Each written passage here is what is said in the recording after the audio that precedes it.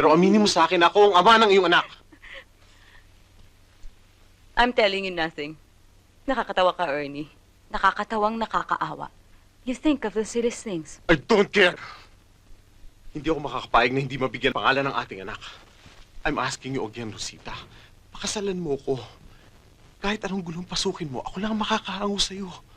I'm the only one who loves you, who really loves you. Para sa bata. Para sa ibinuhos ko sa kumpanya. Marry me, Rosita. You owe it to me. Wala akong utang sa'yo o kanino man. Ako ang pinagkakautangan ng lahat. Hindi mo anak si Adrian. Inuulit ko, hindi mo anak si Adrian.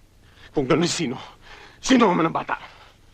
Sinabi ko na sa'yo, someone I met in the States. Sinungaling. Si Andy. O si Attorney Rivas? O si Tom? Si Dick? Si Harry? It can be anybody and everybody. Pero alam kong hindi ka maniniwala. Kaya wala tayong dapat pag-usapan. Inuulit ko, hindi mo anak si Adrian.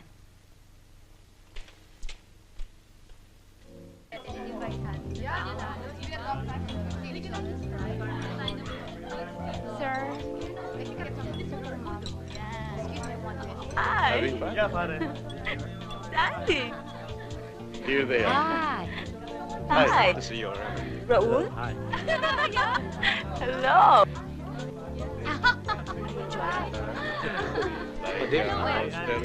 Hi. Great. Hi. Yeah. Okay lang. Sige. See you around. Just waiting for Oy, Andy, Elsa, hi, Remy. kamusta? How are you? Andy! Elsa! Excuse us for a while. Oh, How hi. nice of you to come. Hi. Diyos ko, hindi ko na akalain nagkalimutan na tayo. Kamusta ka, Elsa? You look none the worse for marriage. Mukhang hindi naman nakasama sa yung pagkawala. Welcome back. Thank you. Andy, I'm so sorry about the company, pero sabi sa akin, No, Ernie, it's all right. Nakabuti rin naman sa akin. Sa amin. Sa pagsasarili ko. that's good. 6 years, I never thought. Minsan naisip ko na rin huwag nang bumalik, lalo na nung una. I was having such a nice time. Wala nga kaming kamalay-malay kung ano na ang nangyari sa'yo. Wala naman talaga. Why, Adrian? What's wrong? I don't like my tie. But you look so good with your tie on. You look so guwapo. Ah, siya nga pala, si Adrian.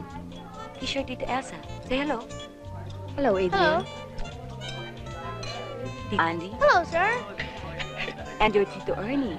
Hello. Hello, sir. Bahalisto, ano? Anak mo? Yeah. My one and only. Nag-asawa ka? Of course, what do you think? Sinong ama? Hindi na yun importante. Tapos na yun. Binigay ko na sa bata ang pangalan ko. Si Adrian Monteverde. It's late. You have to go to sleep. Mom is busy, okay? Good night. Say good night to them. Good night, ma'am. Night, Adrian. Good night. Good night. Good night, sir. Good night. Christy, patulugin mo na siya, ha? Yes, ma'am. Halika na. Ang cute-cute talaga ng anak mo, no? Siyempre, may pinagmanahan. At cute ang ama. Come on, let's eat. Ay, Hi! Sorry ha, tinanghali ako ng gising. Kanina ka pa ba? No, I just got here. Bakit? Mukhang importante ah. Hindi mo na ako hinintay sa opisina. It's very personal. Kaya naisip ko mas mabuting dito na tayo sa bahay mo mag-usap. Ah. Thank you nga pala for helping me get this new house. Ang sarap-sarap dito. Mahangin, malayo sa pollution at ingay. Hindi ko nga alam kung anong gagawin ko kung wala ka. Thank you. Anyway, ano yung sinasabi mo? I think you owe me an explanation. Explanation tungkol saan? Tungkol sa anak mo, kay Adrian. Kilala kita, Rosita. You're hiding something. Ang batang yan, may kutob ako. May kutob kang ano? Ako ang ama ng anak mo, di ba? Anak ko si Adrian. Buntis ka sa akin nung umalis ka papuntang Amerika. What's so funny?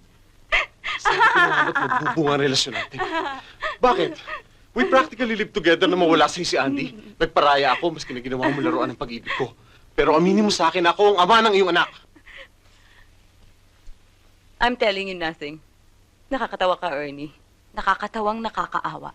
You think of the silliest things. I don't care. Hindi ako makakapayag na hindi mabigyan pangalan ng ating anak.